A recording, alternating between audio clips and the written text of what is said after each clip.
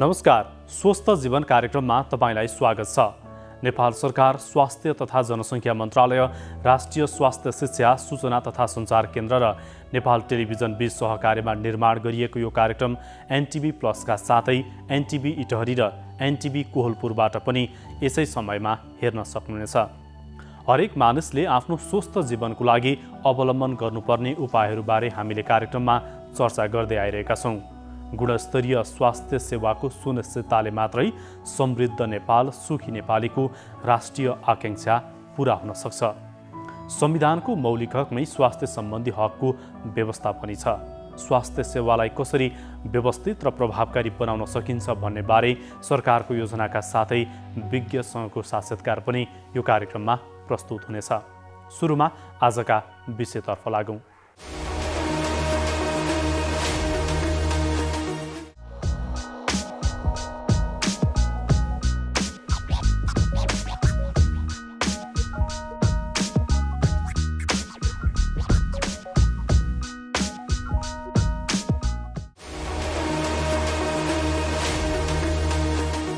आज अन्तर्राष्ट्रिय ज्येष्ठ नागरिक दिवस 1 अक्टोबर।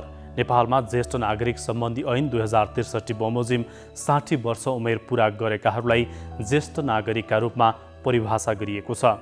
आज विश्वभर नै ज्येष्ठ नागरिकसँग सरोकार रहेका संस्था र व्यक्तिहरूको सहभागितामा विभिन्न जनचेतनामूलक कार्यक्रमको आयोजना गरिएको छ। हाम्रो समाजमा कम उमेर भएकाहरूले आफूभन्दा जेठा व्यक्तिहरूलाई श्रद्धाको रूपमा हेर्ने र सोही अनुसार व्यवहार एवं सम्बोधन गर्ने चलन रहँदै आएको छ। अन्तर्राष्ट्रिय ज्येष्ठ नागरिक दिवसको अवसरमा हामीले आजको श्रृङ्खलामा ज्येष्ठ नागरिकहरू कोरोनासँगै अन्य समस्याबाट कसरी जोगिन सक्छन् भन्ने विषयमा चर्चा गर्दैछौँ। सहरीकरण, अव्यवस्थित खानपान, जीवनशैलीमा आएको परिवर्तनले गर्दा पछिल्लो समय मुटु सम्बन्धी विभिन्न जटिलता देखिएको विशेषज्ञहरूले बताएका छन्।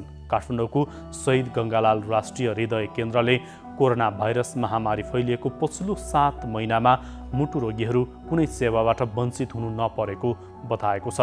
केन्द्रमा सङ्क्रमित तथा अन्य मुटु रोगीको समेत इमर्जेन्सी शल्यक्रिया भइरहेको छ। यसबारे पनि आज हामी चर्चा गर्नेछौँ। मुटुमा देखिने प्रमुख समस्या र समाधानबारे पनि आजको श्रृङ्खलामा चर्चा गर्दैछौँ।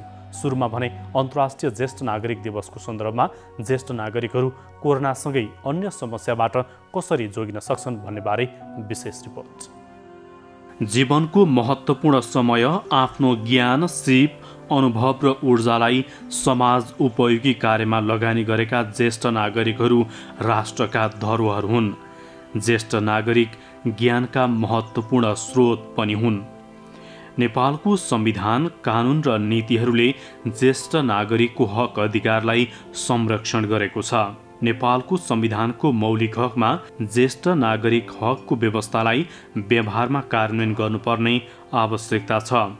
ज्येष्ठ नागरिकलाई सामाजिक सुरक्षा भत्ता र विभिन्न सेवा सुविधा प्रदान पनि गरिएको छ। अहिले महामारीको रूपमा फैलिएको कोभिड-19 को त्रास ज्येष्ठ नागरिकहरूलाई धेरै छ। सङ्क्रमित मध्ये पनि कोभिड-19 का कारण मृत्यु भएका अधिकांश ज्येष्ठ नागरिक छन्। कोरोना भाइरसको महामारी सुरु भएसँगै यसको जोखिममा ज्येष्ठ नागरिक र दीर्घ रोगीहरू रहेको भन्दै उनीहरूलाई सचेत हुन आग्रह गरिएको छ। अत्यावश्यक काममा पनि सकेसम्म घरका अन्य सदस्यलाई पठाउने र बाहिर निस्कन ज्येष्ठ नागरिकहरूलाई नलगाउने गरिएको छ। अन्तर्राष्ट्रिय ज्येष्ठ नागरिक दिवसको अवसरमा कोरोनासँगै अन्य समस्याबाट ज्येष्ठ नागरिकहरू कसरी जोगिन सक्छन् भन्ने विषयमा ज्येष्ठ नागरिक रोग विशेषज्ञ डाक्टर रमेश कणेलसँग संवाद गरेका छौँ। ज्येष्ठ नागरिकहरूमा एक त उमेरकै कारण र अर्को चाहिँ उहाँहरूसँग जति पनि दीर्घ रोगहरू हुन्छन् त्यो दीर्घ रोगहरूको मात्राको कारण चाहिँ उहाँहरूको रोगसँग लड्ने क्षमता, जुन चाहिँ रोग प्रतिरोधात्मक क्षमता अथवा इम्युनिटी भनिन्छ, त्यो चाहिँ कम हुन्छ। त्यही भएर ज्येष्ठ नागरिकहरू कोभिड सङ्क्रमण भएपछि जुन गम्भीर किसिमका लक्षणहरू देखिन्छन् त्यो लक्षणहरू देखिने सम्भावना चाहिँ बढी नै हुन्छ। विशेष गरी श्वास प्रश्वाससँग सम्बन्धित लक्षणहरू नै हुन्छन् हैन, जस्तो सास फेर्न गाह्रो हुने, सुक्खा खोकी लाग्ने, ज्वरो आउने खालका जुन लक्षणहरू छन् ती चाहिँ आम मानिसहरूमै देखिने खालका लक्षणहरू हुन् र हाम्रो टेस्टिङ गाइडलाइनको हिसाबले पनि यी लक्षणहरू देखिए। विशेष गरी ज्वरो 100 डिग्री 37 डिग्री भन्दा माथि रहेको खण्डमा, खोकी लागिरहेको खण्डमा अथवा सास फेर्न गाह्रो भएको खण्डमा टेस्ट गर्नुपर्छ भन्ने जुन पुरानो गाइडलाइन छ त्यो अहिले मोडिफाई त भइसकेको छ। त्यसलाई चाहिँ हामीले प्रारम्भिक लक्षणहरू मानेका थियौँ। तर बिस्तारै यो कोभिड-19 को बारेमा संसारभर जति यसबारेमा ज्ञान अभिवृद्धि हुँदै गयो त्यसपछि कस्तो भन्दा फरक फरक किसिमका लक्षणहरू पनि मानिसहरूमा देखिन थाले। जस्तो चाहिँ सुँग्ने क्षमता कम हुने, स्वादको क्षमता कम हुने, त्यसै गरी झाडा पखालाको समस्या देखिने, उल्टीको समस्या देखिने, जिउहरू दुख्ने, यी विभिन्न खालका अन्य लक्षणहरू चाहिँ आम मानिसहरूमा देखिए। तर कस्तो भइदियो भन्दा यी आम लक्षणभन्दा अलिक पृथक खालका लक्षणहरू पनि ज्येष्ठ नागरिकहरूमा देख्न सकिन्छ भनेर अहिले तथ्याङ्कहरूले देखाइरहेको छ। विशेष गरी आम मानिसहरूमा, आम उमेर समूहमा नदेखिने तर ज्येष्ठ नागरिकमै देखिने समस्या भनेको चाहिँ होस हवास कम हुने, जस्तो उहाँको सेन्सोरियम नै गडबड हुने, होस गडबड हुने, मान्छे चिन्नमा समस्या हुने, ठाउँ चिन्नमा समस्या हुने, दिन या रात के हो भनेर छुट्याउन समस्या हुने, जसलाई हामी डेलिरियम भन्छौँ। त्यो खालका लक्षणहरू नै कोभिडको लक्षणको हिसाबले ज्येष्ठ नागरिकहरूमा देखिन सक्छन्। र इन्ट्रेस्टिङ कुरा के छ भन्दा ज्येष्ठ नागरिकमा ज्वरो नदेखिन पनि सक्छ। अध्ययनहरूले के भनिरहेछन् भन्दा तपाईँ वयस्कहरूमा लगभग 80 देखि 90% ज्वरो कोभिड-19 को लक्षणको रूपमा देखिन्छ नि, जम्मा 70% ज्येष्ठ नागरिकमा मात्रै ज्वरो आउने रहेछ। भनेपछि हामीले ज्वरोमै मात्र आधारित रह्यो भने त ती 14% ज्येष्ठ नागरिकहरू त हाम्रो केस डेफिनेसनबाट छुट्ने भयो नि त। त्यसरी जुन खोकीको कुरा छ, श्वास प्रश्वासको गडबडीको कुरा छ, वयस्क मानिसभन्दा ज्येष्ठ नागरिकमा केही मात्रा चाहिँ कम देखिन्छ। तर ज्येष्ठ नागरिकमा यो अहिले मैले जुन भने होस नै गडबड हुने समस्या त्यो चाहिँ बढी नै देखिएको छ। त्यही भएर हामीले ज्वरो आएन भन्दैमा कोभिड नभएको भनेर चाहिँ मान्न सकिँदैन ज्येष्ठ नागरिकको खण्डमा। ज्वरोकै मामलामा म एउटा सानो कोट गर्न चाहन्छु। जस्तो हामीले के भनेको छ भने 100.4 डिग्री फ्यारेनहाइट भन्दा बढी ज्वरो आयो भने चाहिँ कोभिड भएको हुनसक्छ भनेर हामीले आम रूपमा सुनिरहेको कुरा। तर ज्येष्ठ नागरिकको हकमा के छ भन्दा ज्येष्ठ नागरिकको एक त ओभरअल टेम्परेचर जुन तापक्रम नै जेनरल मान्छेको भन्दा कम नै भइरहेको हुन्छ ऊ नर्मल अवस्थामा पनि।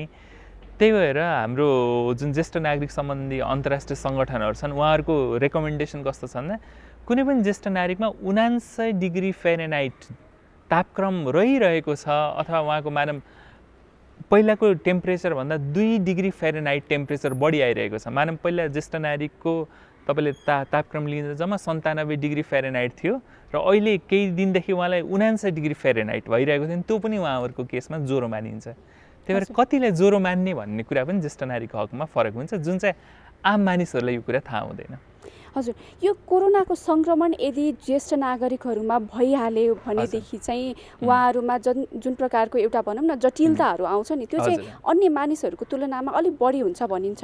अथवा भनौँ उहाँहरूको सङ्क्रमण भइसके पछाडि चाहिँ जस्तो मोर्बिडिटी भनौँ न मुटुको रोग अथवा चाहिँ किडनीको रोगहरू देखिन्छ, पछिसम्म पनि रहन्छ भन्छन् नि, यसमा कतिको सत्यता छ? एकदम सत्य हो। कस्तो छ भन्दा मानव कोरोनाको कीटाणु कोरोना भाइरस मेरो नाकबाट छिर्यो भने अहिलेको अवस्थामा जस्तो हामी युवाहरूमा चाहिँ कस्तो हुन्छ भने हाम्रो शरीरको रोग प्रतिरोधात्मक क्षमताले त्यसलाई त्यो कीटाणुलाई चाहिँ नाकमै मारिदिन्छ अथवा अलि भित्र अवस्थामा पुगेपछि त्यो इम्युनिटी सिस्टमले नै मारिदिन्छ। तर ज्येष्ठ नागरिकहरूको खण्डमा त्यो कमजोर भएको हुनाले त्यो जुन भाइरस छ त्यो नाककै जुन तन्तुहरू हुन्छन् त्यसरी श्वास प्रश्वासका अन्य तन्तुहरू र सँग त्यसमा छिरेर त्यो हुर्किँदै जान्छ, त्यो बढ्दै जान्छ र श्वास प्रश्वास जुन फोक्सो छ त्यहाँ पनि त्यो पुग्ने क्रममा हुन्छ र त्यहाँ पनि त्यो बढ्दै जान्छ र त्यसले आफ्नो इफेक्ट्सहरू देखाउँदै जान्छ।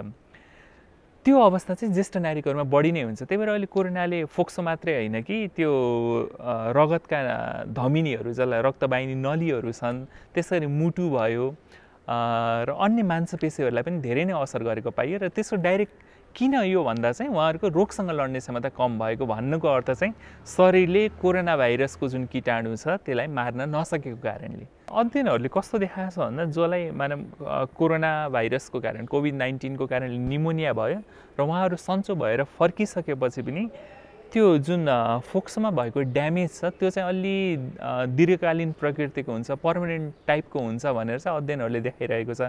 त्यही भएर कोरोनाको सन्दर्भमा हामीले अहिले के भनिरहेको छ भने कोरोना अल्पकालीन रोग हो भनेर हामी कुरा गरिरहेको हुन्छ होइन। यसको 2-3 हप्ताको लक्षण हुन्छ, बिरामी निको भए पनि त्यो समयावधिभित्र निको हुन्छ र मानिरहेको छ। तर नयाँ अध्ययनहरूले चाहिँ कोरोना अब अल्पकालीन रोग मात्रै होइन, अब यो दीर्घ रोग पनि हुनसक्छ है, किनभने यसबाट जुन असरहरू देखिएका छन् त्यो वर्षौँ वर्ष पछिसम्म पनि रहन सक्छ भनेर देखाएको हुनाले यसका जुन असरहरू छन् दीर्घकालीन हुने सम्भावना चाहिँ बढी नै हुन्छ, त्यो पनि ज्येष्ठ नागरिकमा अझै बढी हुन सक्छ। हजुर, जस्तो अहिले अब नेपालमा कोरोना संक्रमण पछिल्लो समयमा तुलनात्मक रूपमा वृद्धि हुँदै गइरहेको छ, त्यही तुलनामा चाहिँ अर्को भनौँ न होम आइसोलेसनमा बस्ने मानिसहरूको सङ्ख्या पनि बढ्दै गइरहेको छ। यो हिसाबले हेर्दाखेरि चाहिँ होम आइसोलेसनमा कोही बसिरहनु भएको छ र त्यो परिवारमा ज्येष्ठ नागरिक हुनुहुन्छ भनेदेखि उहाँहरूले त्यो भाइरस सार्ने सम्भावना पनि बढी हुन्छ।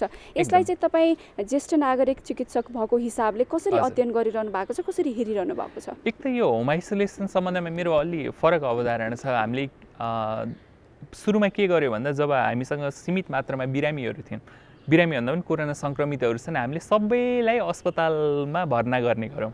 तर बिस्तारै जब यो समुदायमा फैलिँदै गयो तब केसहरू बढ्न थालेपछि अब चाहिँ निर्देशिकाहरू यस्तो आउन थाले कि अब अस्पतालमा संख्या अभाव हुने कारणले घरमै आइसोलेसनमा बसौँ, होम आइसोलेसनमै बसौँ भनेर चाहिँ अहिले निर्देशिकाहरू जारी भएका छन्।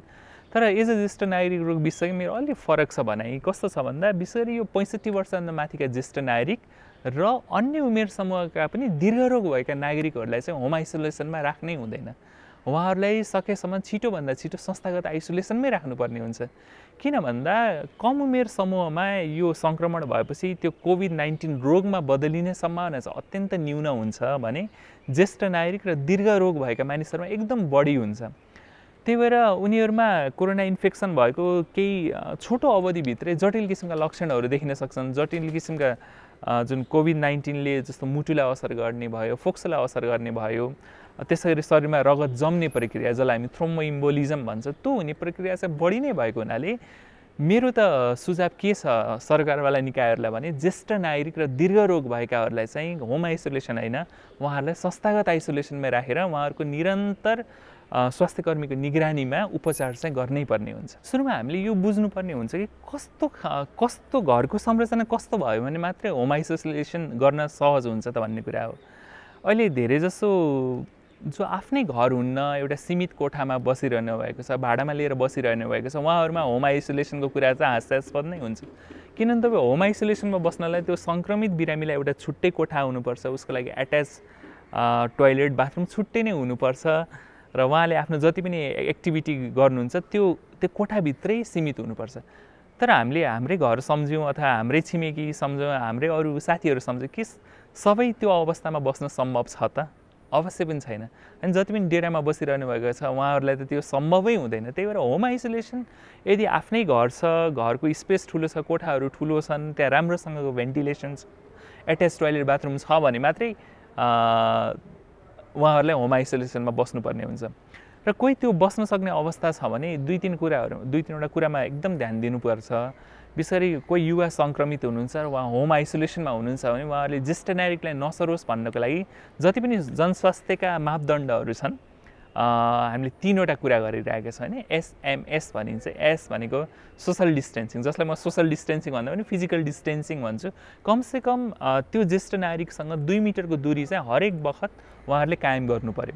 अर्को चाहिँ ती ज्येष्ठ नागरिकहरूको नजिक जानुपर्ने खण्डमा अथवा ज्येष्ठ नागरिकहरू नजिक आउने खण्डमा चाहिँ मास्कको प्रयोग गर्नु पर्यो। र म सङ्क्रमितहरूलाई एउटा मेसेज दिन चाहन्छु कि सकेसम्म यो फिल्टरवाला मास्क जुन चाहिँ अहिले बजारमा एकदम प्रचलित भएको छ यो चाहिँ त्यत्तिको फाइदाजनक हुँदैन। कुनै पनि सङ्क्रमितले यो मास्क लाउनु भयो भने यहाँ एउटा भाल्भ हुन्छ, त्यो भाल्भबाट कस्तो हुन्छ भन्दा हावा भित्र चाहिँ छिर्न पाउँदैन, तर भित्रको हावा चाहिँ बाहिर आउँछ। त्यही भएर यो किसिमको मास्कहरू सङ्क्रमित मान्छेहरूले प्रयोग गर्न नै हुन्न, चाहे त्यो घरमा बस्दा होस् चाहे चाहिँ बाहिर आउने क्रममा होस् होइन। अथवा त्यो कोभिडबाट निको भइसकेका मान्छेहरूमा पनि के देखेको छ भन्दा उनीहरूले केही समयलाई भाइरसहरू आफ्नो शरीरबाट बाहिर वातावरणमा फ्याँकिरहेको हुने हुनाले यस्तो खालको मास्क प्रयोग गर्नै भएन। यदि उहाँहरूले मास्क प्रयोग गर्नुहुन्छ भने यो भल्भ नभएको मास्क, यो खालको मास्क प्रयोग गर्नुपर्छ। र अन्य मानिसहरूले पनि जो सङ्क्रमित हुनुहुन्न उहाँहरूले पनि प्रयोग गर्ने भए यो खालको मास्क होइन कि सम्भव भएसम्म यो खालको मास्क र नभएसम्म यो सर्जिकल मास्क यो चाहिँ प्रयोग गर्नुपर्ने हुन्छ। त्यही भएर म आम दर्शकहरूलाई जो सङ्क्रमित हुनुहुन्छ वा सङ्क्रमित हुनुहुन्न उहाँहरूलाई पनि यो खालको मास्कहरू चाहिँ प्रयोग नगर्नलाई म सुझाव दिन चाहन्छु। यो मास्कको कुरा भयो। अर्को चाहिँ नियमित रूपमा हात धुने कुराहरू भयो। जस्तै कोभिड सङ्क्रमित व्यक्ति जो त्यो होम आइसोलेसनमा हुनुहुन्छ उहाँले र साथसाथै परिवारका अन्य सदस्यहरूले ज्येष्ठ नागरिकहरूले चाहिँ अझै त्यो हात चाहिँ साबुन पानीले चाहिँ धोइरहनु पर्ने हुन्छ र त्यो नभएको खण्डमा सेनिटाइजरको प्रयोग चाहिँ गरिरहनु पर्ने हुन्छ। यो तीनटा कुरालाई हामीले ध्यान दिनुपर्ने हुन्छ। र अर्को कुरा चाहिँ होम आइसोलेसनमै बसेकाहरूमा कुनै पनि बेला कोभिडका लक्षणहरू देखिन सकिन्छ, ज्वरो देखिन सकिन्छ अथवा उहाँको श्वास प्रश्वासमा गडबडी देखिन सकिन्छ। कहिलेकाहीँ के पनि देखिरहेको छ भन्दा मान्छेलाई सास फेर्न चाहिँ गाह्रो भइरहेको हुँदैन, तर उहाँहरूको रगतमा जुन अक्सिजनको मात्रा त्यो चाहिँ निरन्तर रूपमा कम भइरहेको अवस्था पनि हुनसक्छ। कस्तो भन्दा हामी युजली हाम्रो शरीरमा अक्सिजनको मात्रा, हाम्रो रगतमा अक्सिजनको मात्रा 94% भन्दा बढी हुनुपर्छ। त्योभन्दा कम भयो, बिस्तारै 90 भन्दा कम भयो भने हाम्रो श्वास प्रश्वासको दर बढ्दै जान्छ, हामीलाई स्याँ हुँदै जान्छ। तर कोभिड-19 को सन्दर्भमा एउटा अनौठो देखिएको छ कि उहाँहरूको जुन रगतमा अक्सिजनको मात्रा 60-70% हुँदा पनि उहाँहरूलाई सास फेर्न गाह्रो भएको चाहिँ देखिँदैन, तर बिस्तारै उहाँहरूको शरीरमा अक्सिजनको मात्रा चाहिँ कम भइरहेको हुनसक्छ। होम आइसोलेसनमा कोही हुनुहुन्छ र उहाँहरूमा यदि लिन सक्नुहुन्छ भने म उहाँहरूलाई यो पल्स अक्सिमिटर भन्छ, यो चाहिँ शरीरमा अक्सिजनको मात्रा नाप्ने मेसिन हो। यो चाहिँ उहाँहरूले लिनु चाहिँ श्रेयकर नै हुन्छ। र यो लिइसकेपछि कसरी यसको प्रयोग कसरी गर्ने भन्ने कुरा म देखाउन चाहन्छु। जस्तै यो औँला चाहिँ यो मेसिनभित्र यसरी यसमा औँला छिराउनु मिल्छ, औँला यसरी छिराउने र यसलाई अन गरेर राख्ने र अन गरेर राखेपछि केही समयपछि यसले हाम्रो शरीरको दुईटा कुराहरू चाहिँ देखाउँछ। अहिले यसले रिड गरिरहेको छ मेसिनले। हजुर, यसले चाहिँ दुईटा कुरा देखाउँछ। एउटा चाहिँ हाम्रो शरीरमा अक्सिजनको मात्रा र अर्को चाहिँ हाम्रो शरीरको हृदय गति देखाउँछ हैन। तपाईले यहाँ देख्न पनि सक्नुहुन्छ, यहाँ SpO2 भन्ने देखाइएको छ जुन चाहिँ 99% रहेको छ र त्यसको मुनि चाहिँ पर मिनेट बिट्स पर मिनेट भनेर देखाएको छ जुन चाहिँ 90 देखाइएको छ। भनेपछि यो जुन रिडिङ छ SpO2 पर्सेन्टेज भन्ने रिडिङ छ, यदि 94% भन्दा कम भयो, जो कोरोना संक्रमित हुनुहुन्छ 94% भन्दा कम भयो भने त्यसको अर्थ कोरोनाको जुन कीटाणुले उहाँहरूको जुन श्वास प्रश्वास सम्बन्धी प्रणाली छ त्यसलाई असर गरिसकेको छ। त्यो अवस्थामा उहाँहरूलाई स्याँ अथवा सास फेर्न गाह्रो नभए तापनि यदि यो रिडिङ कम आइरहेको छ भने तत्कालै अस्पताल चाहिँ जानुपर्ने हुन्छ।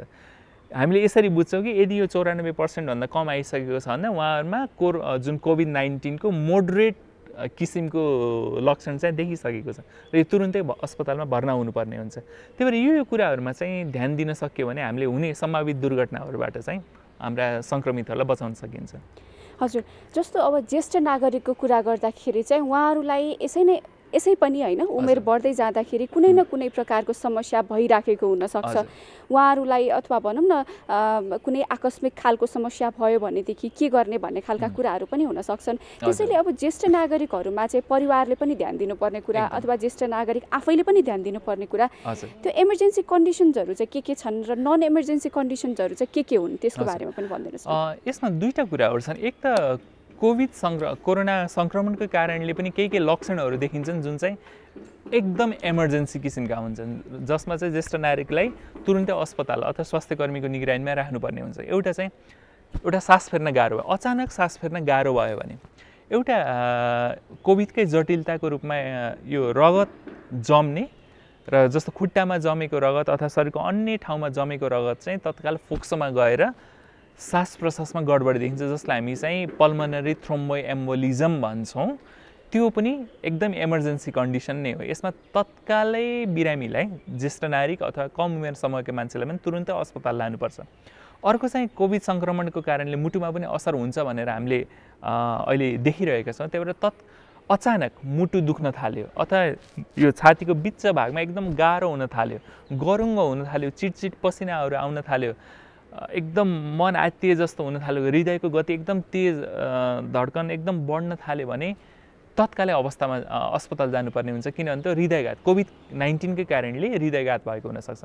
त्यसै गरी निरन्तर रूपमा डायरिया भइरह्यो भने अथवा कुनै पनि ज्येष्ठ नागरिकको भोक गडबड हुँदै गइरहेछ, विगत केही समयदेखि उहाँमा कोरोनाको सङ्क्रमण भएको थियो र केही दिनदेखि उहाँमा निरन्तर भोक गडबड हुँदै गइरहेको छ, भोक नै लाग्न छोडिरहेछ भने पनि त्यो इमर्जेन्सी कन्डिसन हो। त्यस्तै कुनै पनि ज्येष्ठ नागरिक कोरोना सङ्क्रमित हुनुभएको छ र उहाँ घरमै हुनुहुन्थ्यो तर उहाँको अब होसमा गडबडी हुन थाल्यो, उहाँहरूले मान्छे चिन्नमा समस्या हुन थाल्यो भने चाहिँ त्यो पनि एउटा इमर्जेन्सी कन्डिसन हो, त्यसमा तत्कालै अस्पताल जानुपर्ने हुन्छ। त्यसै गरी कुनै पनि ज्येष्ठ नागरिकलाई उठ्नै गाह्रो हुने, सुतेको सुतै हुने हैन, उहाँलाई त्यो निद्राबाट जगाउनै गाह्रो भयो भने हामीले के बुझ्छौँ भने कोरोना सङ्क्रमणको कारणले मस्तिष्कघात, रगतहरू जम्ने, त्यसको कारण मस्तिष्कघात पनि हुनसक्छ। त्यही भएर त्यस्तो किसिमका लक्षण देख्यो भने तुरुन्तै अस्पताल जानुपर्छ। यो चाहिँ कोभिड-19 को सन्दर्भमा भयो। तर अहिले तपाईँले पनि भन्नुभयो कि ज्येष्ठ नागरिकमा विभिन्न खालका दीर्घरोगहरू हुन्छन् हैन, मुटु सम्बन्धी दीर्घरोग हुन्छ, उच्च रक्तचाप हुन्छ, मधुमेह हुन्छ, त्यसरी अन्य अङ्गका दीर्घरोगहरू हुन्छन्। त्यही भएर अहिले भनेका यी लक्षणहरू, जति पनि मैले लक्षणको कुरा गरेँ, ती अन्य किसिमका दीर्घरोगको जटिलताको रूपमा पनि देखिन सक्छ। त्यही भएर यिनी लक्षण देख्यो भने तुरुन्तै अस्पताल चाहिँ लैहाल्नुपर्छ। यो त भयो इमर्जेन्सी कन्डिसनको बारेमा, यस्तो लक्षणहरू देखियो भनेदेखि तुरुन्त अस्पताल लैजानुपर्छ भन्ने कुराहरू। अब अहिले तुरुन्त अस्पताल जाने अवस्था पनि छैन कतिपय भनौँ न बुवा आमाको लागि। उहाँहरूलाई चाहिँ यदि कुनै पनि समस्या भइहाल्यो भनेदेखि जुन चाहिँ आकस्मिक छैन अथवा भनौँ त्यो थाहा पाउन पनि त डाक्टरसँग एउटा परामर्श लिनुपर्ने हुन्छ। त्यो थाहा पाउनको निम्ति अहिलेको समयमा डाक्टरसँग परामर्श गर्नको निम्ति हामीले कसरी सम्पर्क गर्न सक्छौँ, यसको बारेमा पनि थोरै भनिदिनुहोस् न। दीर्घरोग भएका ज्येष्ठ नागरिकहरू जसले हरेक 3-3 महिना अथवा 2-2 महिनाको अवस्थामा अस्पताल गएर आफ्नो दीर्घरोगको अवस्था के छ भनेर चिकित्सकीय परामर्श लिइरहनु पर्ने थियो, उहाँहरूमा ठुलो नै समस्या देखिएको छ। अहिले पनि मसँग लगभग दिनमै मेरै कुरा गर्ने भने पनि 40-50 जना बिरामी र बिरामीका आफन्तहरू सामाजिक सञ्जाल, भाइबर अथवा फेसबुक, मेसेन्जर यिनी मार्फत कनेक्ट भइरहनु भएको छ। भनेपछि कस्तो भइरहेछ भन्दा ती दीर्घरोगहरूको अवस्था के छ भन्ने कुरा जुन सही ढङ्गले मूल्याङ्कन हुन सकिरहेको छैन, त्यसको कारणले पनि ती ज्येष्ठ नागरिकमा विभिन्न किसिमका जटिलताहरू आइरहेका छन्। अहिले केही दिन अगाडि मेरो एउटा छिमेकी हुनुहुन्थ्यो जसको मुवालाई अचानक छाती दुख्ने समस्या अनि रिङ्गटा लागे जस्तो भयो। अनि उहाँले मसँग परामर्श गर्नुभयो यो के हुनसक्छ भन्दा मैले उहाँलाई हृदयघात हुनसक्छ, तुरुन्त हस्पिटल लानु भन्दा उहाँले के भन्नुभयो भने त अस्पतालमा गयो भने त कोरोना सङ्क्रमण पो हुन्छ त भन्ने जस्तो कुराहरू गरिरहनु भएको छ। र हामीले आम मानिसहरूलाई के भनिरहेछ भने अहिले विगत 5-6 महिनादेखि नेपालमा नेपालीहरूलाई समस्याग्रस्त पार्ने रोग कोरोना मात्रै हो, अरू रोगहरू त नेपालबाट हराइसके जस्तो जुन माहौल क्रिएट भइरहेको छ, त्यसले चाहिँ दीर्घरोगहरूको जुन म्यानेजमेन्ट व्यवस्थापनमा निकै नै चुनौती खडा भएको छ। मेन कुरा चाहिँ हामीले कोही ज्येष्ठ नागरिक जो अस्पतालको पहुँच हुन सकिरहेको छैन, अस्पताल जान सकिरहनु भएको छैन, उहाँहरूले यदि आफ्नो दीर्घरोग को लागि विभिन्न किसिमका औषधिहरू सेवन गरिरहनु भएको छैन, म उहाँहरूलाई यो सल्लाह सुझाव दिन चाहन्छु कि कमसेकम 1 महिनाको औषधि चाहिँ स्टक राख्न, आफूले नियमित प्रयोग गर्ने औषधि 1 महिनाको स्टक मेन्टेन गर्न सक्नुभयो भने उहाँहरूलाई भोलि औषधि अभाव भएको खण्डमा अथवा फार्मेसीहरू बन्द भएको खण्डमा अथवा लकडाउन भएको खण्डमा, निषेधाज्ञा जारी भएको खण्डमा अस्पताल जो औषधि लिनेको लागि जानुपर्ने जुन जटिलता त्यसबाट बचाउन सकिन्छ। र अर्को कुरा चाहिँ घरमा भएका युवाहरूको यसमा ठुलो भूमिका हुन्छ। जस्तो आफ्नो बुवा आमा, हजुरबा हजुरआमाहरूको कमसेकम केही कुराहरू चाहिँ घरमै हेर्न सकिन्छ। जस्तो उच्च रक्तचाप, हाइपरटेन्सन हैन, घरमै ब्लड प्रेसर नाप्ने मेसिन छ भने त्यसबाट उहाँहरूको ब्लड प्रेसर मेन्टेन भइरहेको छ कि छैन, अथवा औषधि सेवन गर्दा गर्दा पनि ब्लड प्रेसर घटिरहेको छ अथवा बढिरहेको छ, यो कुरामा ध्यान दिनुपर्ने हुन्छ। र जस्तो सुगरको बिरामीहरू जो इन्सुलिन लाइरहनु भएको छ, उहाँहरूले घरमै त्यो रगतमा ग्लुकोजको मात्रा नाप्न मिल्ने एउटा मेसिन हुन्छ, ग्लुकोमिटर भनिन्छ, त्यसबाट पनि उहाँहरूमा कतै सुगर एकदम डाउन भइरहेको छ अथवा एकदम बढिरहेको छ, त्यो कुराहरू चाहिँ हेर्न सकिन्छ। त्यसरी दमका बिरामीहरू जो ज्येष्ठ नागरिकहरू हुनुहुन्छ, घरमै दमको समस्या छ, नियमित अक्सिजन लिइरहनु भएको छ, उहाँहरूमा पनि यो पल्स अक्सिमिटर भन्ने जुन हामीले अहिले देखाएको मेसिन छ, यसको प्रयोगबाट पनि यो शरीरमा अक्सिजनको मात्रा पर्याप्त छ कि छैन अथवा दम नियन्त्रणमा छ कि छैन भन्ने कुरा चाहिँ हेर्न सकिन्छ। अब यो सबै सेटअपमा सम्भव नहोला होइन, हामीले यहाँ कुरा गर्ने बेला सहरी भूभागका ज्येष्ठ नागरिक मात्र होइन, दूरदराजमा भन्ने विपन्न ज्येष्ठ नागरिकहरूको कुराहरूलाई पनि छुटाउनु हुँदैन। तर के गर्नुपर्छ भने अहिले हाम्रो कोभिडको माहौलको कारणले अस्पताल जान नसकेको अवस्थामा पनि आफूले प्रयोग गरेका औषधिहरूको नियमित प्रयोग गर्ने र कुनै हामीले भने जस्ता नयाँ लक्षणहरू देखियो भने त्यो फोन मार्फत हुनसक्छ अथवा सोसल मिडिया मार्फत सकेसम्म आफ्नो नियमित चिकित्सकलाई चाहिँ उहाँहरूसँग परामर्श गर्न सकियो भने पनि केही हदसम्म यसलाई समाधान त गर्न सकिन्छ, तर यो पूर्ण समाधान होइन र यसमा विभिन्न किसिमका चुनौतीहरू अझै पनि छन्। भनौँ न कोरोना सङ्क्रमणको बेलामा होस् या अन्य बेलामा पनि कुनै पनि रोगले च्याप्ने भनेको जब त्यो व्यक्तिसँग रोग प्रतिरोधात्मक क्षमता कम हुन्छ। अब अहिलेको समयमा रोग प्रतिरोधात्मक क्षमता बढाउनको निम्ति खानपान जीवनशैलीको एकदमै ठुलो भूमिका हुन्छ भनेर भनिन्छ होइन? कस्तो प्रकारको खानपान खानु पर्ला, कस्तो खालको जीवनशैली अपनाउनु पर्ला, यसको बारेमा पनि भनिदिनुहोस् न। एकदम यो प्रसङ्गमा हामी कुरा गर्नै पर्ने हुन्छ, किनभने अहिलेसम्म पनि कोरोना विरुद्ध प्रभावकारी औषधिहरू अहिलेसम्म पनि पत्ता लगाइसकेका छैनन्। जति पनि औषधिहरू छन् ती ट्रायलको रूपमा मात्रै प्रयोग भइरहेका छन्। जस्तै रेमडेसिभिरको कुरा आइरहेको छ। रेमडेसिभिरले कोरोना सङ्क्रमितलाई बचाउँछ, उहाँलाई मृत्युबाट बचाउँछ भन्ने अहिलेसम्म प्रमाणित भएकै छैन। रेमडेसिभिरले चाहिँ जुन हिसाबको उहाँको अस्पतालको बसाइ छ त्यो बसाइलाई 4 दिनले मात्रै छोट्याउँछ भनेर अध्ययनहरूले देखाइरहेका छन्। त्यसरी अन्य विभिन्न किसिमका औषधीय पद्धतिहरू पनि अनुसन्धानको चरणमा छन्। र अर्को खोपको कुरा छ जुन चाहिँ आइसकेको छैन, अझै पनि विभिन्न हामी ट्रायलको स्टेज, क्लिनिकल ट्रायलको स्टेज भनिन्छ, स्टेज 1, 2, 3 भनिन्छ, त्यो पार हुन र रिजल्ट आउन, यो खोप प्रभावकारी नै छ भने रिजल्ट आउन पनि अझै 6 महिनादेखि 1 वर्ष हामीले कुर्नुपर्ने अवस्था भएको कारणले अहिले हामीले कोरोनाको उपचार भनेकै यसको रोकथाम हो होइन? The cure to corona is prevention of corona. त्यही भएर हामीले केही कुराहरूमा चाहिँ ध्यान दिनुपर्ने हुन्छ, विशेष गरी रोग प्रतिरोधात्मक क्षमतालाई राम्रो गराउने। आज मलाई कोरोना सङ्क्रमण भयो र त्यसको जटिल किसिमका लक्षणहरू नदेखिनको लागि मेरो रोगसँग लड्ने क्षमता चाहिँ राम्रो हुनु पर्यो। अब त्यसको लागि के गर्ने भन्ने कुरा चाहिँ एकदम महत्त्वपूर्ण हुन्छ। हजुरले भर्खर प्रसङ्ग उठाउनु भयो जुन चाहिँ खानेकुरा, पौष्टिक खानेकुराको कुरा छ, जुन रोगसँग लड्ने क्षमता बढाउनका लागि कुपोषण जो कुपोषित हुनुहुन्छ उहाँहरूको रोगसँग लड्ने क्षमता अत्यन्त कमजोर हुन्छ र ज्येष्ठ नागरिकमा धेरै नै कुपोषणको मात्रा देखिएको हुन्छ। त्यही भएर घरमै पाइने सागसब्जी फलफुलहरू, विशेष गरी फलफुलमा रोगसँग लड्न भिटामिन्स र खनिज पदार्थहरू एकदम बढी भएको हुनाले र त्यसै गरी गेडागुडीहरूमा प्रोटिनको मात्रा बढी भएको हुनाले सागपात, गेडागुडी र जुन फलफुलहरू त्यसको मात्रालाई खानामा अलि बढाउनु पर्ने नै हुन्छ। त्यसरी माछा मासुहरू, हुन त अहिले हल्लाहरू चलिरहेको छ कि माछा मासुबाट पनि कोरोनाको सङ्क्रमण हुनसक्छ, एकदम भ्रम मात्रै हो, यसमा कुनै किसिमको तथ्य छैन।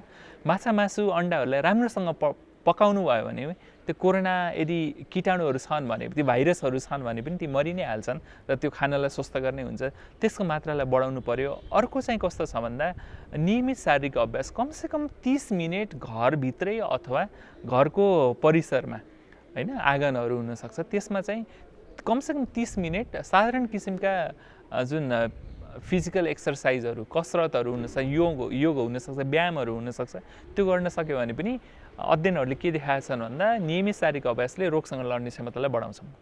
र अर्को कुरा चाहिँ मानसिक तनाव। अध्ययनहरूले के देखाएको छ भन्दा जो मानिसहरू नियमित रूपमा तनावग्रस्त रहन्छन् उनीहरूको रोगसँग लड्ने क्षमता चाहिँ कमजोर हुँदै नै जान्छ र जो मान्छेहरू तनाव रहित हुन्छन् उनीहरूको रोगसँग लड्ने क्षमता राम्रो हुन्छ र यो प्रमाणित कुराहरू नै हो। त्यही भएर मानिसहरूलाई तनावग्रस्त राख्नलाई, तनावमुक्त राख्नलाई परिवारका सदस्यहरूले के कस्ता भूमिकाहरू निर्वाह गर्न सक्छन् भन्ने कुरा अहिले निकै नै सान्दर्भिक हुन्छ। कस्तो भन्दा अहिले हामी विभिन्न किसिमका जुन सामाजिक सञ्जाल अथवा अनलाइन च्यानलहरू र एकदम अनअथेन्टिक मिडियाहरूबाट के आइरहेको छ भन्दा कोरोना भनेको यस्तो किसिमको त्रासदीपूर्ण अवस्था हो होइन, मान्छेलाई लाग्यो भने यो मरिहाल्छ भन्ने किसिमका जुन भ्रमहरू फैलाएको छ त्यसबाट चाहिँ मानिसहरू एकदम तनावग्रस्त नै छन्। अहिले तपाईँ अथवा म अथवा मेरो बुवा आमा कोरोनासँग डराउनु भएको चाहिँ किन भन्दा यो लाग्यो भने त मरिहालिन्छ। दुईटै कुरा छ डाक्टर साहब यसमा, जस्तो एक थरी मानिसहरूले एकदमै कोरोना केही पनि होइन, यो चाहिँ केही पनि गर्नु पर्दैन भन्ने खालका कुरा पनि छन्, एक थरी मानिसहरूले एकदमै डरलाग्दो भनेर पनि। त्यही भएर मानिसहरूमा के भएर एउटा कन्फ्युजनको स्टेट छ नि त, के हो त कोरोना भने, त्यो भनेको नै एउटा तनावपूर्ण अवस्था नै हो। र विशेष गरी सञ्चार माध्यमहरूबाट पनि कस्तो आइरहेछ भने आज कतिजना मान्छे मरे त, आज हामी घरमै बसेर कतिजना मान्छे मऱ्यो भनेर काउन्ट मात्रै गरिरहेका छौँ होइन।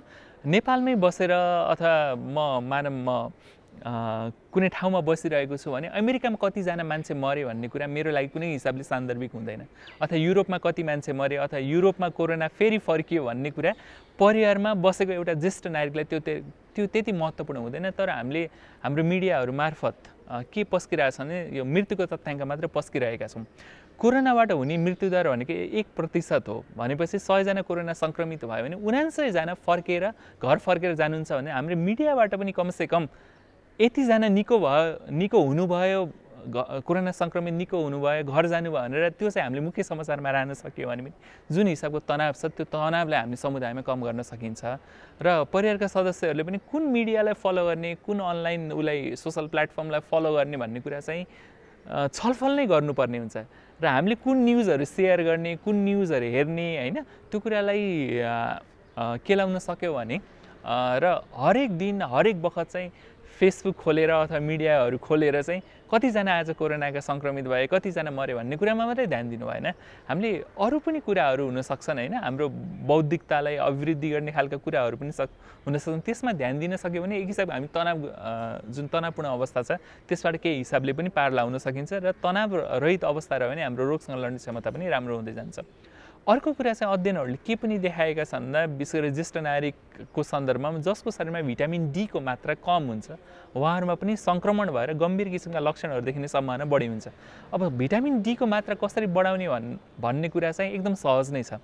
विशेष गरी अध्ययनहरूले हाम्रो नेपालमै भएको अध्ययनहरूले पनि हिमाली भेग र पहाडी भेगमा जहाँ सूर्यको किरण त्यति प्रभावकारी हुँदैन ती क्षेत्रमा बस्ने मानिसहरूमा चाहिँ भिटामिन डी को कमी भएको देखिएको छ। र भिटामिन डी को मात्रा बढाउनलाई शरीरमा दिउँसो पारिलो घाममा विशेष गरी पहाडी मुलका र उच्च हिमाली मुलका दर्शकहरूलाई म भन्न चाहिरहेको छु कि दिउँसो 12 बजेदेखि 3 बजेसम्मको पारिलो घाममा पातलो कपडा लगाएर 1 घन्टा बस्यौँ भने त्यसको असर दिनमा एउटा भिटामिन डी को ट्याब्लेट खाए बराबर हुन्छ। भनेपछि त्यो कुरालाई पनि ध्यान दिन सकियो र हाम्रो शरीरमा भिटामिन डी को मात्रा पनि बढ्दै गयो भने हाम्रो रोगसँग लड्ने क्षमता चाहिँ बढ्दै जान्छ।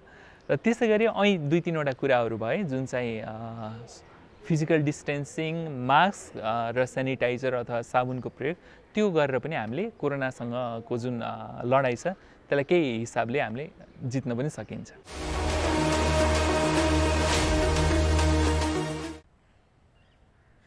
नमस्कार, मेरो नाम बाला राई, म अस्पताल नर्सिङ प्रशासक र अहिले म नर्सिङ तथा सामाजिक सुरक्षा महाशाखामा कार्यरत छु। आज म यहाँहरूलाई मास्क लगाउने सही तरिकाको बारेमा देखाउन गइरहेका छौँ।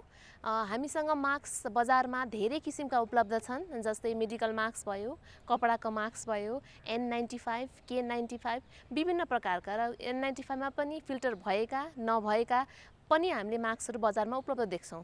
तर N95 मास्क चाहिँ विशेष गरी चाहिँ जुन कोरोना सङ्क्रमित व्यक्तिहरूसँग एकदमै क्लोज कन्ट्याक्टमा रहेर विशेष प्रक्रिया गर्दाखेरि मात्रै प्रयोग गर्ने हुनाले जनमानिसले साधारण हाम्रो मेडिकल मास्क वा कपडाको मास्क लाउँदा पनि हामीले सही तरिकाले प्रयोग गऱ्यौँ भने कोरोनाको जोखिमबाट चाहिँ हामी मुक्त हुन्छौँ। र त्यही क्रममा मैले आज यहाँहरूलाई सर्जिकल मास्क अथवा मेडिकल मास्क कसरी प्रयोग गर्ने भन्ने कुराहरू बताउन गइरहेको छु।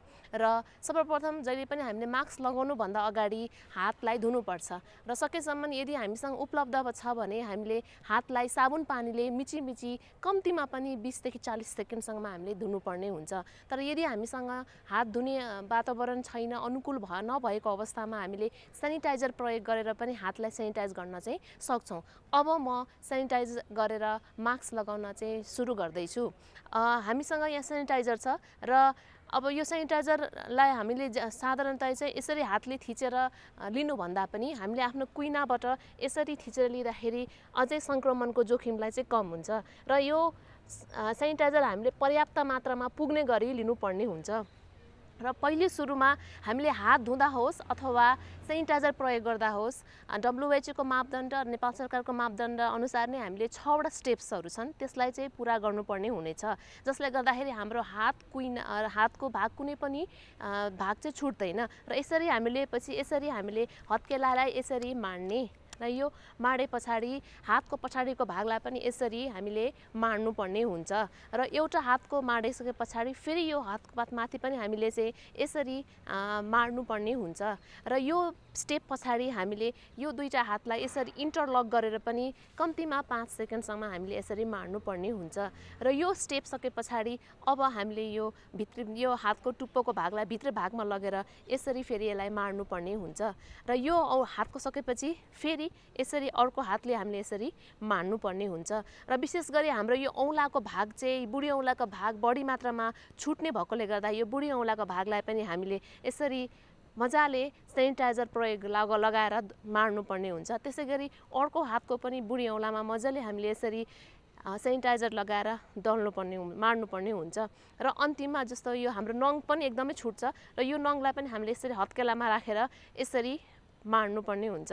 त्यसै गरी अर्को हातको पनि यसरी र अन्तमा चाहिँ यसरी हामीले पुरै हाम्रो विशेष गरी यो नाडीमा बढी मात्रामा छुट्ने भएकोले गर्दा यसरी नै अर्को हातको पनि नाडीसम्म हामीले यसो गऱ्यौँ भने अब हाम्रो हात चाहिँ सेनिटाइज भयो। हामीले यसरी सेनिटाइजर प्रयोग गरेर पनि हातलाई सफा राख्न सेनिटाइज गर्न सक्छौँ अथवा साबुन प्रयोग गर्दाखेरि पनि यही 6वटा प्रक्रिया अनुसार चाहिँ हामीले साबुन प्रयोग गरेर पनि हाम्रो हातलाई चाहिँ सेनिटाइज गर्न चाहिँ सक्छौँ। अब हामी मास्क लगाउँदैछौँ। हामीले मास्कमा अहिले हेर्दाखेरि यो मेडिकल मास्क हो र हामी जनमानिसले यो मेडिकल मास्कको सही प्रयोग गर्दाखेरि पनि कोरोनाको सङ्क्रमणलाई कम गर्न सक्छौँ। र नयाँ मास्क प्रयोग गर्दाखेरि जहिले पनि हामीले यसरी इलास्टिक ब्यान्डलाई समाउने यो बाहिरी भाग अथवा भित्री भागलाई हातले छुनु हुँदैन। र यो मेडिकल मास्कमा पनि 3टा पत्रहरू हुन्छ त 3टा लेयर हुन्छन् र यो 3टा लेयरले चाहिँ आफ्नो काम गरेका हुन्छन् हैन। र हामीले मास्कको छनौट गर्दाखेरि पनि यो 3टा लेयर भएको मास्कको छनौट गर्नुपर्ने हुन्छ। र यसरी अब हामीले हेर्दाखेरि बजारमा विभिन्न किसिमका लेयर मास्कहरू हुन्छ। जस्तो साधारणतया चाहिँ यो नीलो रङकै हुन्छ तर सेता रङको पनि मास्कहरू पाइन्छ। त्यसको लागि अगाडि पछाडि भाग कसरी छुट्याउने भन्दाखेरि यो अगाडिको भागमा यहाँहरूले देख्नु भएको छ होला यो प्लेटहरू के छ त तलतिर चाहिँ गएको छ र अलिकति गाढा नीलो रङमा छ। त्यसै गरी भित्री भागमा सेतो र अलिकति हल्का रङमा हुन्छ र यो प्लेटहरू चाहिँ माथितिर फर्केको हुन्छ। र सँगसँगै तपाईहरुले देख्नु पनि भएको छ होला यो मास्कको माथिल्लो भागमा चाहिँ अलिकति सेतो खालको कडा चीज हुन्छ र यो कडा भाग यो मेटलको कडा भाग हुन्छ एउटा। यो कडा भागलाई हामीले नाकको डाँडीमा राख्नका लागि माथि पारेर राख्नुपर्ने हुन्छ। र जहिले पनि मास्क प्रयोग गर्दाखेरि एकचोटि निकालेर हामीले मास्कलाई हेर्नुपर्छ कुनै प्वाल छ कि अथवा कुनै ड्यामेज भएको छ कि भनेर यकिन गरे पछाडि अब यो मास्कलाई यो इलास्टिक ब्यान्डको सहयोगले यसरी आफ्नो नाक मुख छोप्ने गरी लगाउनु पर्ने हुन्छ।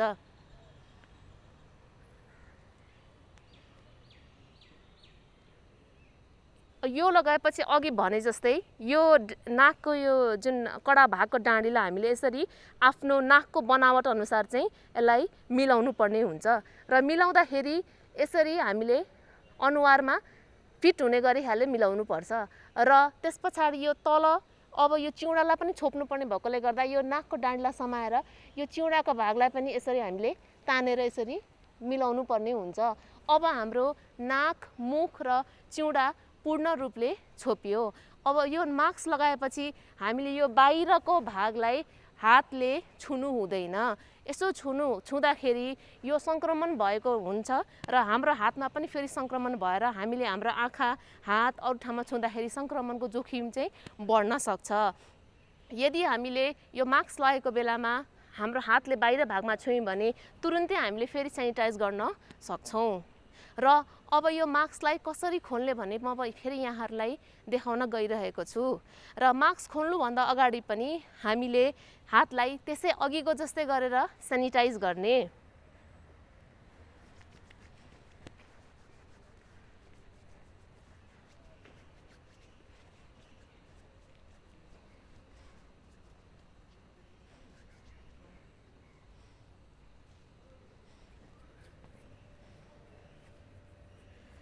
अब यदि हातमा देखिने खालको फोहोरहरू छन् भने हातलाई साबुन पानीले धुनुपर्छ। यदि देखिने फोहोर छ भने अनि देखिने फोहोर नभएको अवस्थामा अथवा साबुन पानी नभएको अवस्थामा हामीले सेनिटाइज गर्न सक्छौँ। र यो मास्क निकाल्दाखेरि अलिकति आफू यस अलिकति अगाडि झुके पछाडि कतै पनि नछोइकन यो कानको इलास्टिक ब्यान्डलाई यसरी निकाल्ने र निकाले पछाडि हामीले यसरी एउटा प्लास्टिक ब्यागमा राख्ने र यो प्लास्टिक ब्यागलाई यसरी हामीले मुख बन्द गरेर यसलाई ढक्कन भएको डस्टबिनमा हामीले यसरी विसर्जन गर्न सक्छौँ र यसरी राम्रो व्यवस्थित गरेर हामीले मास्कलाई विसर्जन गर्यौँ भने सङ्क्रमणको जोखिमलाई कम गर्न सक्छौँ। पछिल्लो समय आधुनिक जीवनशैली, खानपान र अल्छीपनाले गर्दा मुटु रोगीको सङ्ख्या बढ्दै गइरहेको छ। विश्व स्वास्थ्य सङ्गठनले मुटु रोगीहरूलाई पनि कोरोना सङ्क्रमणको उच्च जोखिममा राखेको छ। कोरोना भाइरसको महामारीको बीचमा पनि मुटु रोगीको उपचार नियमित सञ्चालन भइरहेको छ। यो खुसीको कुरा हो। मुटु रोगीहरू कुनै सेवाबाट वञ्चित हुनु परेको छैन। कोरोना सङ्क्रमित तथा अन्य मुटु रोगीको समेत इमर्जेन्सी शल्यक्रिया भइरहेको छ। अब हामी यही सम्बन्धी रिपोर्ट प्रस्तुत गर्दैछौँ। प्रत्येक वर्ष मुटु रोगीको सङ्ख्या बढ्दै गएको छ। विश्व स्वास्थ्य सङ्गठनले सन् 2030 सम्ममा विश्वभर मुटु रोगबाट ज्यान गुमाउनेको सङ्ख्या वर्षेनी 2.5 करोड पुग्ने अनुमान गरेको छ।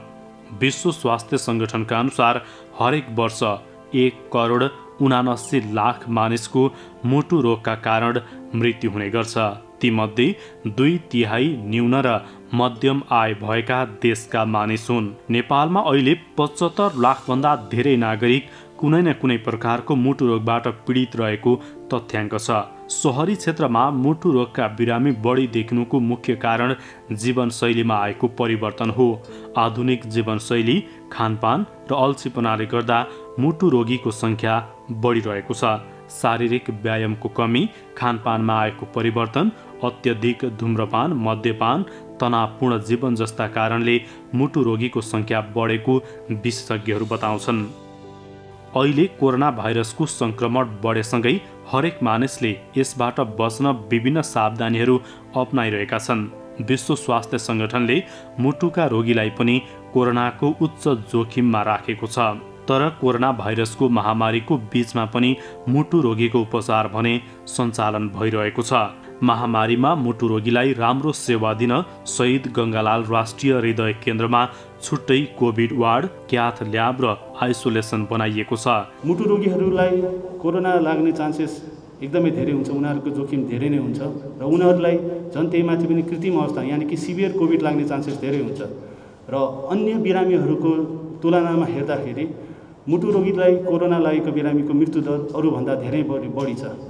कोरोनाले फोक्सोमा मात्र असर नगर्नुको साथसाथै कोरोनाको विरुद्धमा जुन हाम्रो शरीरमा आउने विभिन्न फ्याक्टरहरूले गर्दाखेरि मुटुको चालको गडबडी हुने, हृदयघात हुने, विभिन्न रगतको नलीमा र फोक्सोको नलीमा रगतको ढिकाहरू जमिने हुने, त्यसका कारणले गर्दाखेरि कोरोना आफैले पनि मुटु रोग गराउन सक्दछ। कोरोनाको बिरामीहरू जुन मुटु रोगीको बिरामीहरू दुईतर्फी चुनौतीले घेरिएको छ। एक के भन्दाखेरि चाहिँ मुटु रोग लागेको बिरामीहरूलाई कृत्रिम कोरोना हुने चान्सेस धेरै नै छ भने अर्को कुरा चाहिँ कोरोनाको डरको कारणले गर्दाखेरि धेरै मुटु रोगीहरू उपचारबाट वञ्चित भएका छन्। संसारमा गरेको विभिन्न तथ्याङ्कहरूले के देखाउँछ भन्दाखेरि कोरोनाले पनि गर्दाखेरि मुटुलाई असर पारिएको छ।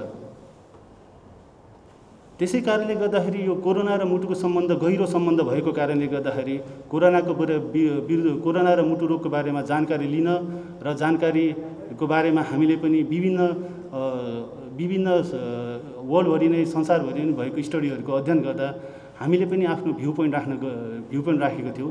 जसमध्ये हामीले चाहिँ यो चाहिँ नेपालमा कोरोना आउनुभन्दा अगाडिदेखि नै हामीले चाहिँ कोरोनाले कार्डियोभास्कुलर डिजिजमा के चाहिँ असर गर्छ त, मुटुमा के असर गर्छ, ताकि हामी पनि जानकारी लिउँ र हामी पनि त्यही अनुसारले चाहिँ हामीले आफ्नो कार्यविधि बनाएर हामी बिरामीको उपचारमा सधैँ नै जुटिरहनको लागि हामीले मद्दत गर्छ भनेर हामीले आफ्नो भ्यू पोइन्ट पनि नेप्ली झर जर्नलमा जेठ महिनामा नै पब्लिस गरिसकेका थियौँ। मुटु रोगीलाई कोरोना सङ्क्रमित भएको थियो, जसमध्ये 68 जना कार्डियोलोजीको मेडिसिन विभागमा थियो भने सर्जरीमा जम्मा 12 जना थियो। 8 जना चाहिँ अपरेसन ओपन हार्ट सर्जरी गरेको बिरामीहरू थियो भने 4 जना चाहिँ अपरेसन पर्खेका प्री अपरेटिभ केस थियो। त्यस्तै जसमध्ये विभिन्न सिम्टम अनुसारले लक्षण नभएका 2 जना, सामान्य लक्षण भएको 33 जना र मध्यम लक्षण भएको मोडरेट केसेसहरू 37 जना र सिभियर र क्रिटिकल केस भएको 8 जना थियो। जसमा चाहिँ यस अस्पतालमा 4 जनाको मृत्यु भएको थियो र र धेरै जसो बिरामीलाई हामीले नै यहीँ उपचार गरेर 6 जनालाई डिस्चार्ज गरेको थियो भने होम आइसोलेसन पठाउनु अगाडि पनि मुटु रोगबाट सबै कुराबाट स्टेबल बनाएर 28 जनालाई हामीले यहाँबाट होम आइसोलेसनमा डिस्चार्ज गरेको थियो र अहिले पनि हामीसँग 11 जना बिरामी स्टिल भर्ना भएको छ। सुरुवातको क्रममा शहीद गङ्गालाल राष्ट्रिय केन्द्र कोभिड डेडिकेटेड अस्पताल तोकिएको थिएन नेपाल सरकारले, त्यही कारणले गर्दाखेरि हामीलाई यहाँको बिरामीहरूलाई अन्यत्र रिफर गर्ने गर्दथ्यो।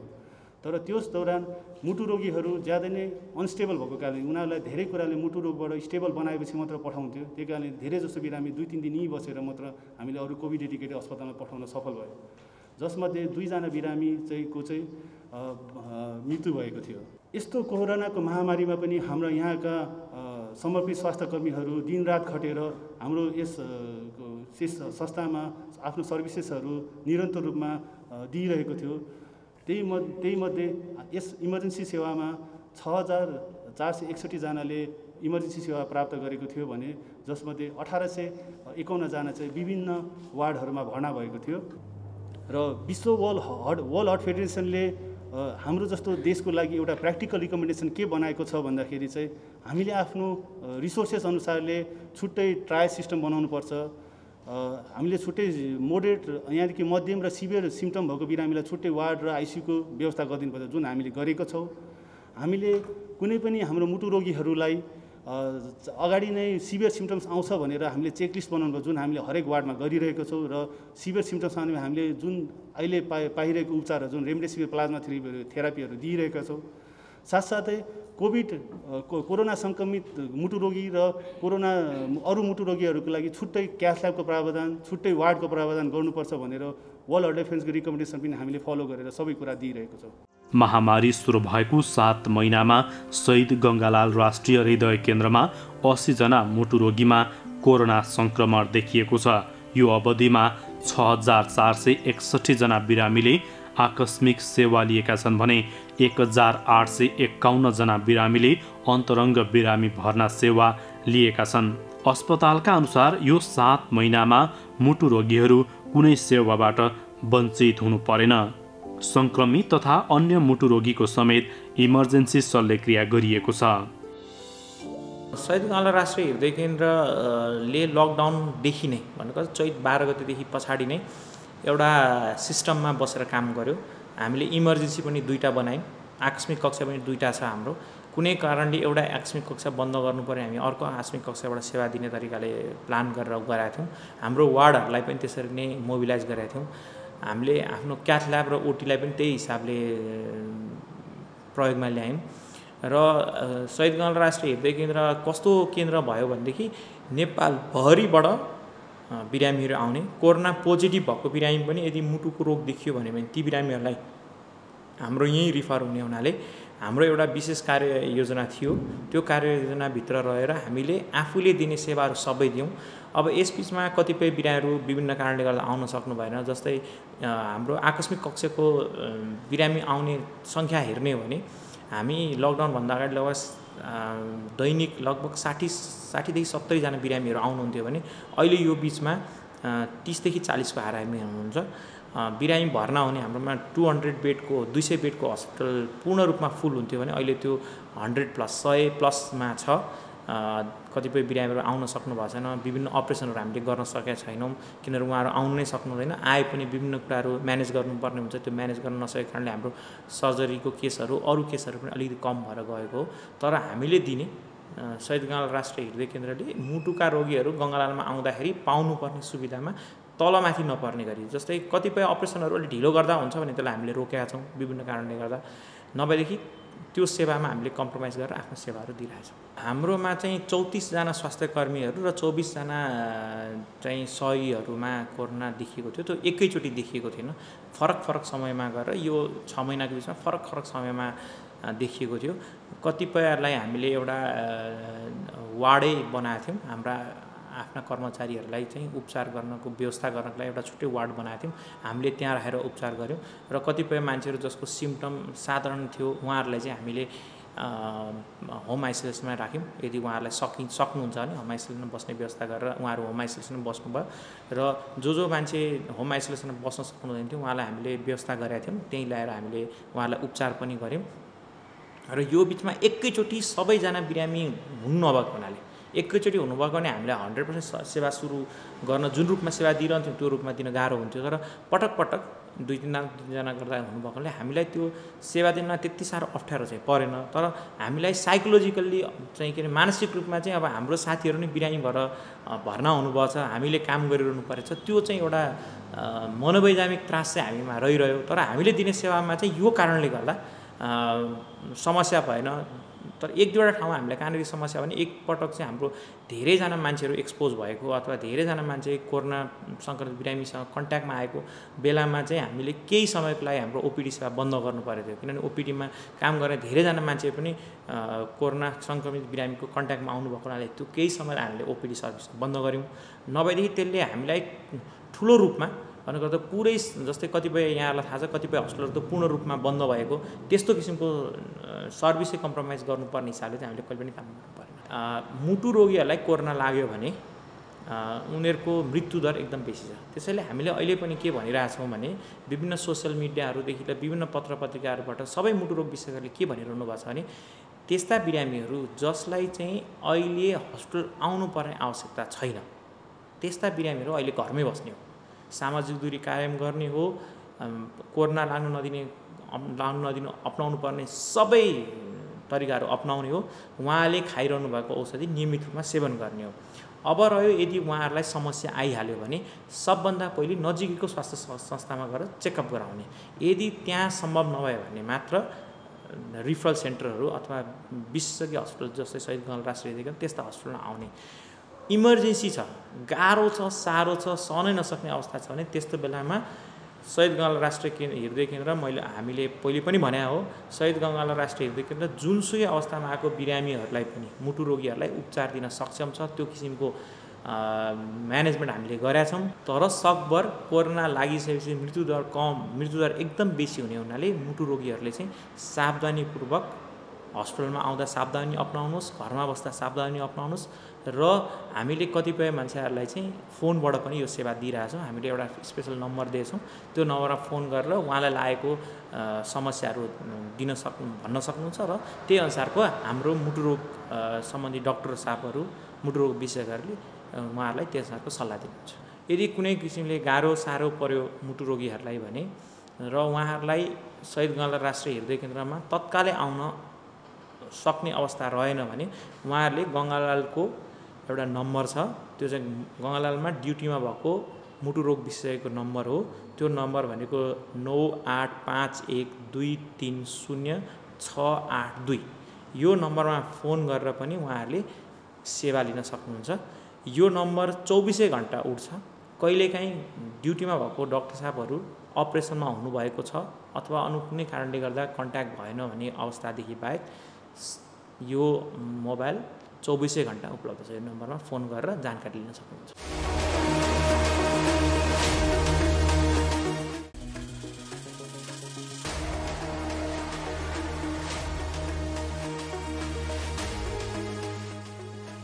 कार्यक्रम स्वस्थ जीवन हरेक दिन एनटिभी प्लसबाट बिहान 7 देखि 8 बजेसम्म र पुनः साँझ 5 देखि 6 बजेसम्म, एनटिभी कोहलपुरबाट दिउँसो 1 देखि 2 बजेसम्म र एनटिभी इटहरीबाट दिउँसो 2 देखि 3 बजेसम्म प्रसारण हुने गरेको छ। स्वास्थ्य सम्बन्धी यहाँहरूको कुनै जिज्ञासा या समस्या भएमा हामी सम्बन्धित विज्ञहरूबाट समाधान खोजी कार्यक्रममा प्रसारण गर्नेछौँ। हामीलाई सम्पर्क गर्ने माध्यमहरू यस प्रकार छन्: फोन, एसएमएस तथा भाइबरको लागि 98 43 52 93 97, इमेल swasthjivan@ntv.org.np। यस कार्यक्रमको बारेमा आफ्नो सल्लाह, सुझाव र प्रतिक्रिया पनि यहाँहरूले यिनै माध्यम मार्फत दिन सक्नुहुनेछ। साथै कार्यक्रममा के कस्ता सामग्री, विषय वा विज्ञहरू समेट्नु पर्ला भन्ने विषयमा पनि सुझाव दिन सक्नुहुन्छ। कार्यक्रम यहाँहरूले सामाजिक सञ्जाल मार्फत पनि हेर्न सक्नुहुनेछ। YouTube Nepal television, mobile application Nepal television, Facebook facebook.com/neptv2041।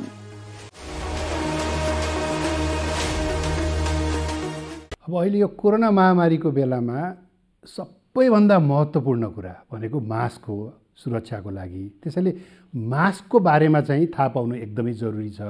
अहिले धेरैले मास्कको प्रयोग गरिरहनु भएको छ, तर जतिले प्रयोग गरिरहनु भएको छ उहाँहरूले पनि यो राम्रो तरिकासँग प्रयोग नगरिरहेको अवस्था छ। त्यसैले मैले अहिले मास्कको बारेमा यो कसरी यसलाई सही तरिकाले प्रयोग गर्ने भन्ने बारेमा यहाँहरूलाई म केही कुराहरू बताउन चाहन्छु।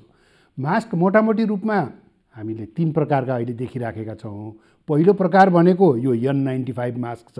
यो N95 मास्क भनेको यस्तो प्रकारको छ। यो N95 मास्कमा पनि 2 प्रकारको छ। एउटा यस्तो भल्भ भएको छ, यहाँ यस्तो भल्भ छ यसमा, र अर्को थरीमा चाहिँ भल्भ छैन। त्यसैले यो N95 मास्कमा भल्भ भएको र भल्भ नभएको गरी 2 प्रकारको छ। र अर्को यो सर्जिकल मास्क छ। यो सर्जिकल मास्क सबैभन्दा धेरै प्रयोग भइरहेको यो सर्जिकल मास्क हो। र तेस्रो चाहिँ कपडाले बनाएको, घरमै कपडाले बनाएको मास्क छ। अब यो मास्क लगाउँदाखेरि हामीले के कुरा थाहा पाउनुपर्छ भने अब यसलाई राम्रोसँग नाक र मुख छोपिने गरी लगाउनुपर्छ। यसरी राम्रोसँग नाक र मुख छोपिने गरी मास्क लगाउनुपर्छ। र मास्क लगाउँदाखेरि यो भागमा समाउनुपर्छ। यो भागमा मास्कमा समाउनु हुँदैन कि यो कानमा अड्काउने भागमा समाएर अनि यसलाई यस प्रकारले लगाउनुपर्छ। टप्प हुने गरी नाक, गाला, तलको चिउडो कतैबाट पनि हावाभित्र बाहिर नआउने गरी यो लगाउनुपर्छ। र अहिले फुकाल्दाखेरि पनि यो पछाडिपट्टि कानको पछाडि फुकालेर यसरी फुकाल्नुपर्छ। र मास्क लगाउँदाखेरि र फुकाल्दाखेरि हात चाहिँ धुनुपर्छ। यो जरुरी छ कि हातले चाहिँ मास्कलाई छुन हुँदैन। यो पहिलो कुरो हो। दोस्रो कुरो, अब यो मास्क अब कहिलेसम्म लगाइरहने, यो आज लगाउने भोलि पर्सि कहिलेसम्म लगाउन मिल्छ भन्दाखेरि यो N95 मास्क बलियो छ। यसलाई तपाईँले पुनः प्रयोग गर्न सक्नुहुन्छ। यो महँगो पनि छ। यो स्वास्थ्य कर्मीहरूले प्रयोग गर्नुहोस् भनेर हामीले धेरै जस्तो जोड दिइराखेका छौँ। यसलाई चाहिँ लगाइसकेपछि घरमा गएर एकचोटि पखालेर साबुन पानीमा पखालेर घाममा सुकाइदिँदाखेरि हुन्छ भने यो सर्जिकल मास्क जुन चाहिँ धेरै आम नागरिकहरूले प्रयोग गरिरहनु भएको छ, यसलाई दोहोऱ्याएर प्रयोग गर्न हुँदैन। यो डिस्पोजेबल हुन्छ। एकचोटि लगाएपछि यसलाई फाल्नुपर्छ। तर अब केही कारणले गर्दा यसलाई दोहोऱ्याएर फेरि प्रयोग गर्नु पर्यो भने यसलाई धुन हुँदैन। धोएपछि यो बिग्रन्छ। यसलाई घाममा सुकाइदिनु भयो, राम्रोसँग घामको किरणमा सुकाइदिनु भयो भने त्यो फेरि यसलाई प्रयोग गर्न सकिन्छ। कम्तीमा यसलाई 1 देखि 2 घन्टा चाहिँ घाममा सुकाउनुपर्छ। त्यसैले यो मास्कको बारेमा हामीले यति कुरा। अर्को कुरा के छ त भन्दाखेरि मास्क, कपडाको मास्क पनि उत्तिकै प्रभावकारी छ। अब कपडाको मास्क तपाईँले 3वटा लेयर, 3वटा तहको कपडाको मास्क बनाउन सकिन्छ। र त्यसलाई घरमा मजाले धोएर त्यसलाई घाममा सुकाएर पुनः प्रयोग गर्न सक्नुहुन्छ।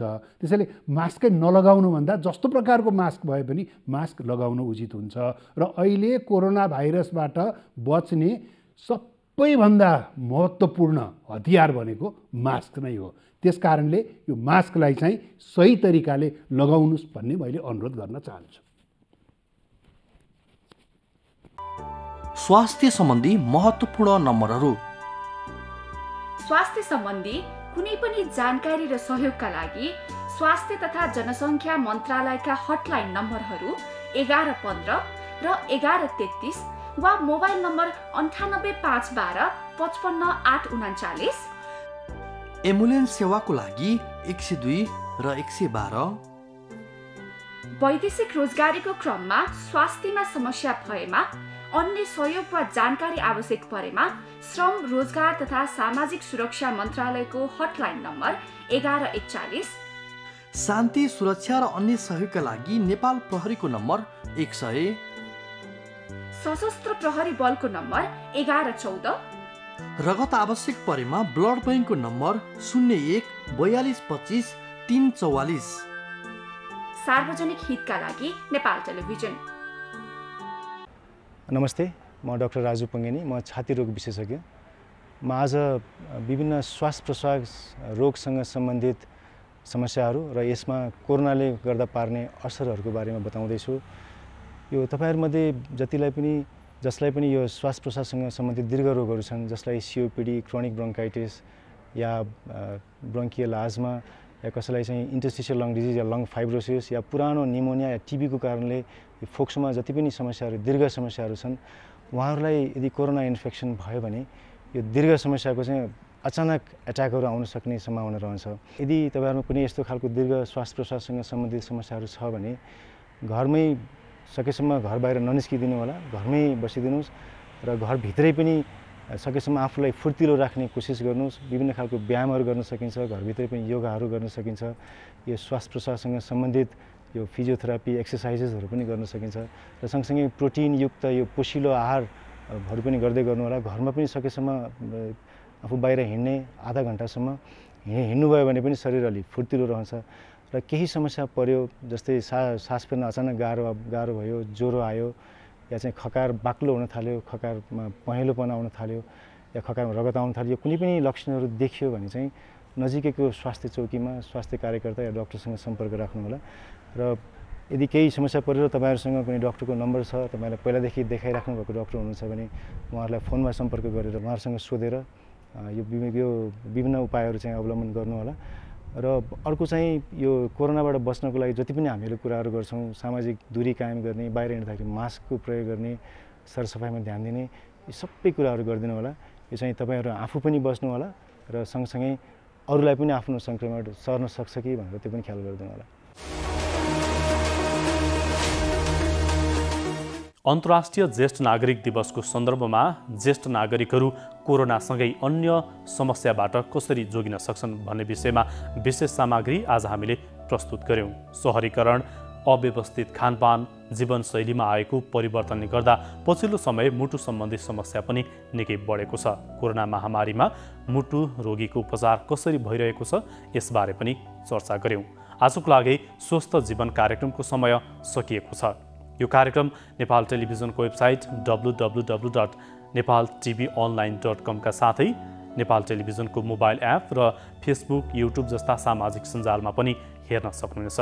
यो कार्यक्रममा तपाईको स्वास्थ्य सम्बन्धी समस्या, सरकारले प्रवाह गरेको स्वास्थ्य सेवा अथवा हाम्रो कार्यक्रमबारे कुनै जिज्ञासा भए हामीलाई सम्पर्क गर्न सक्नुहुनेछ। सम्पर्क माध्यम हामीले टेलिभिजन स्क्रिनमा देखाइरहेका छौँ। तपाईको समस्यालाई हामीले सरकारी अधिकारी वा विज्ञ मार्फत समाधान गर्ने प्रयास गर्नेछौँ। आजको लागि स्वस्थ जीवन कार्यक्रमबाट हामी सबैलाई बिदा दिनुहोस्। नमस्कार।